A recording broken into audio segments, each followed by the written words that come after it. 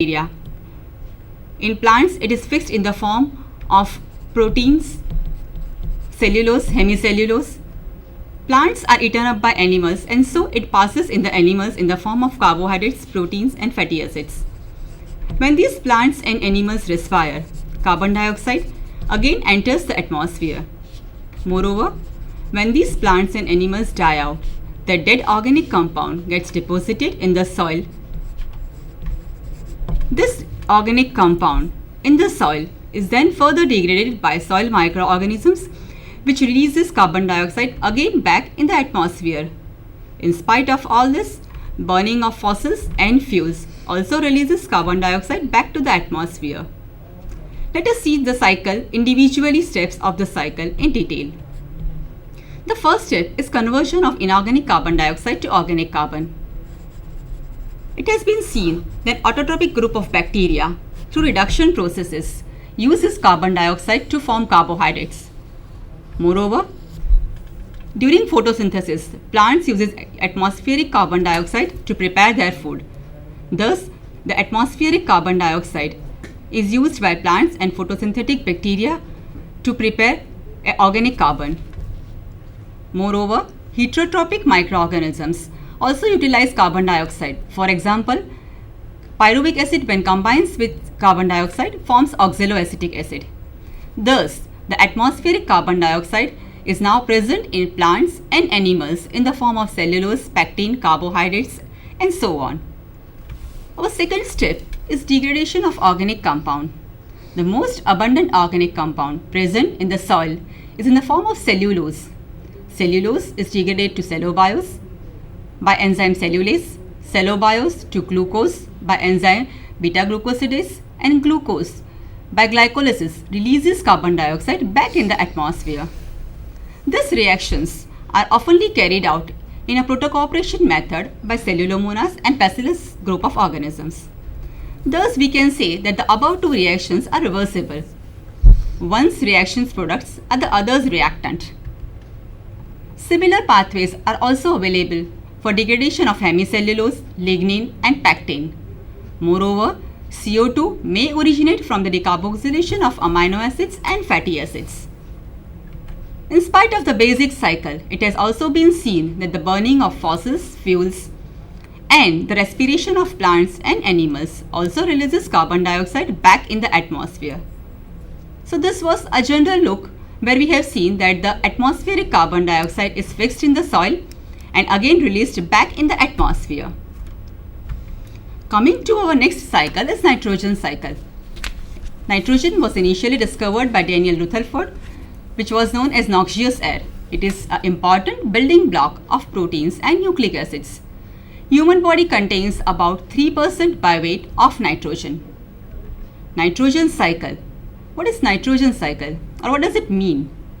It is a sequence of changes from free atmospheric nitrogen to inorganic nitrogen to simple organic compounds to complex organic compounds and eventual release of this nitrogen back to the atmosphere.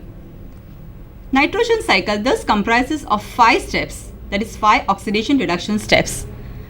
Probably this is the longest cycle as compared to the other elements on the earth. Let us have an overview of this cycle. Atmospheric nitrogen is fixed by symbiotic and non-symbiotic nitrogen fixing bacteria in the soil.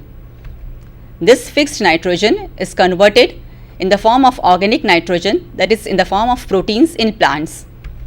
Plants, when they are eaten up by the animals, the nitrogen passes in the animals and gets deposited as a part of soil organic nitrogen. This organic nitrogen then undergoes degradation. The process of degradation releases ammonia. Ammonia further undergoes ammonification. After ammonification, from ammonia, nitrite is formed. Nitrite further forms nitrate, and nitrate reduces nitrogen gas back to the atmosphere, that is denitrification. In spite of this basic cycle, there are intermediate steps occurring in this cycle. For example, nitrate is oftenly used as plants for their food. Moreover, the same nitrate under anaerobic conditions is converted to ammonia, and ammonia also is used as a source of nitrogen for various plants. This was a journal overlook of nitrogen cycle. Let us see all the 5 steps in detail. Coming to the first is nitrogen fixation. Nitrogen fixation means conversion of the atmospheric nitrogen to ammonia. It has been seen that about 100 to 200 million tons of nitrogen has been fixed through biological and non-biological processes, from which 2/3 is fixed by biological process only. Nitrogen fixation occurs in 3 ways: atmospheric fixation, industrial fixation, which is also known as Haber-Bosch process, and biological fixation. Atmospheric fixation. It has been seen that 5 to 8% of the fixation process occurs in this way. The excess lightning breaks nitrogen molecules apart, which combines with the oxygen molecule to form nitrogen oxides. Nitrogen oxides dissolve in rain to form nitrates, which are carried on to the ground along with the rainwater. Industrial fixation. At high temperature of about 600 degrees Celsius and great pressure, using a catalyst, atmospheric nitrogen and hydrogen are combined to form ammonia, which is used as fertilizer. And the third is biological fixation, which occurs by 2 types of bacteria, that is free living bacteria and symbiotic bacteria. Symbiotic bacteria fixes about 70% of the nitrogen, while free living bacteria fixes 30% of the nitrogen. Let us see the mechanism of biological nitrogen fixation. It was initially described by Herman Hellriegel and Herman Wilfarth. It has been seen in the equation that 2 moles of ammonia are formed from 1 mole of nitrogen at the cost of 16 ATP, 8 electrons and 8 protons. Prokaryotes can carry out this reaction as they have enzyme nitrogenase. Nitrogenase enzyme consists of 2 proteins: iron protein having a molecular weight of 60,000 daltons and molybdenum iron protein having a molecular weight of 2 lakh daltons.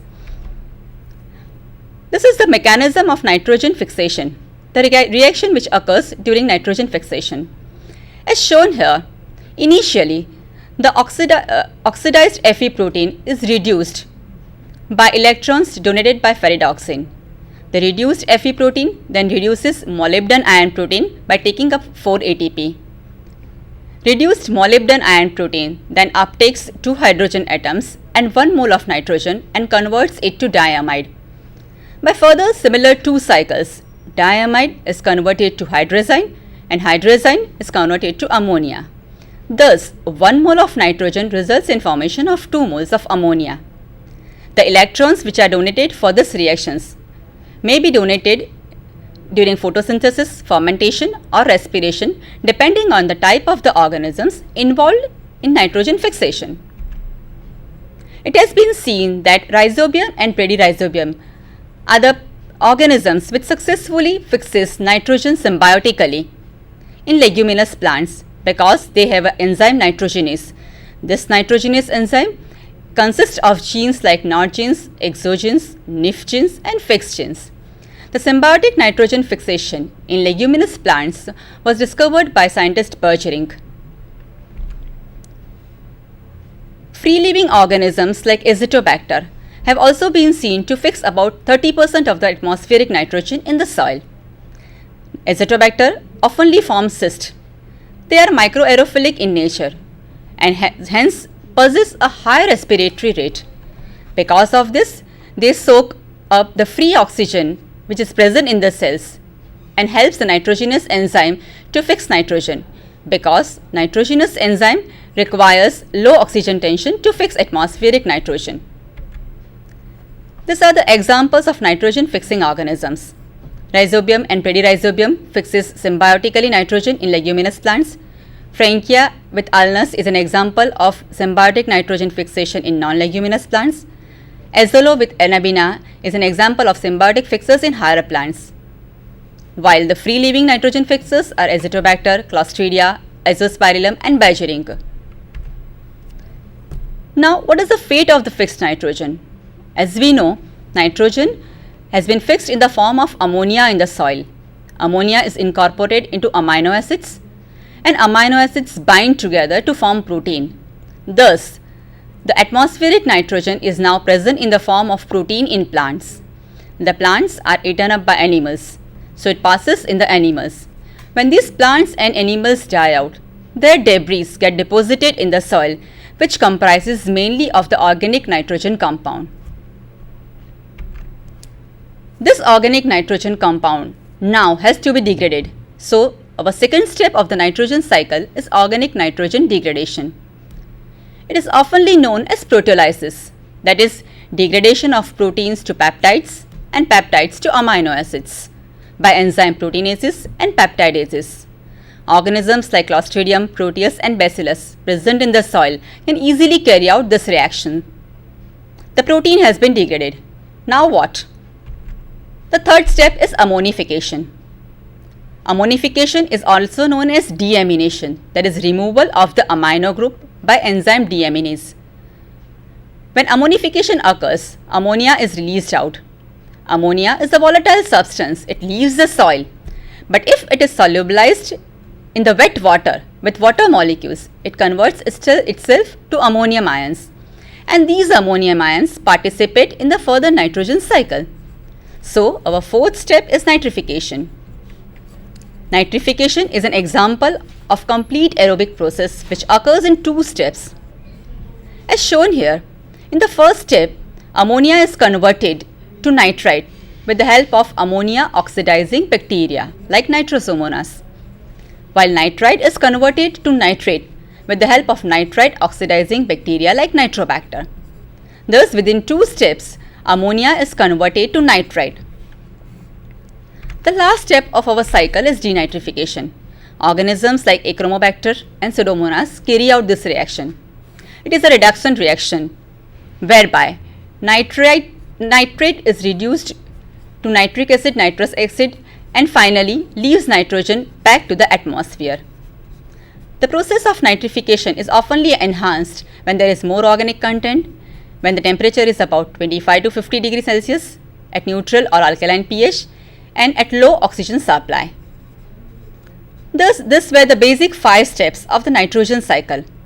In spite of this, oftenly several heterotrophic bacteria convert nitrates to nitrite and back to ammonia under anaerobic conditions, that is in water-lagged regions. This is a reverse reactions occurring in nitrogen cycle. In spite of this, nitrogen also returns the atmosphere through volcanic eruptions and by emission through industrial combustion and gasoline engines. This was the basic thing about nitrogen cycle and the reactions which was in my look. Let us see the same reactions in a different angle from my colleague Parul Ben. Dear students, just now you had very good and descriptive understanding of nitrogen cycle. But my question is, why we are talking about nitrogen cycle? Why microorganisms carry out any of the steps of this cycle? What will happen if we cannot get any nitrogenous compound, for example, in our diet? We human being, we are talking about we human being. You know that cell needs nitrogen to build up its very important compounds like amino acids, proteins, DNA, RNA, certain nucleotides, coenzymes, vitamins, etc. So, if no nitrogen is there, then how these building blocks, how these important biomolecules will be generated in our cells or in our self? Then suppose we are not getting nitrogenous compound in our diet, then we know that in atmosphere there is nitrogen in the gaseous form. Can we not use it? The answer to this is no, because we don't know how to use it. Meaning is, it is not required to know it in a theoretical way. The proper answer is we are not having the machinery in our cells to utilize this gaseous nitrogen. Gaseous nitrogen is having valency 0, and the nitrogen which we need or many other forms of life needs is in -3 form. Then only if the molecule or the nitrogen is in such a form that it is having its valency -3, then only it can be incorporated in these biomolecules. So we have to depend on atmospheric nitrogen fixation through lightening process, or we have to depend on such forms of life which just now madam told you about nitrogen fixers, which are symbiotic nitrogen fixers, non-symbiotic nitrogen fixers, and one more is cyanobacteria, which fixes nitrogen with the help of heterocyst. So we all are thankful to these organisms that brings down this gaseous form of nitrogen in usable form, and that is known as conversion of nitrogen to ammonia. And in ammonia, if we count the valency of nitrogen, it is -3. So now we can use it, or other forms of life can use it. This is known as nitrogen fixation reaction. This is known as nitrogen fixation reaction. Now nitrogen is fixed in the form of ammonia. Number of organisms are capable, or many types of life are capable of fixing this ammonia into amino acid. From amino acid it forms protein. So plant forms proteins and animals depends upon plants. So from plants nitrogenous compound comes into animals. When plants dies or animal dies, it comes into soil finally. So soil is having organic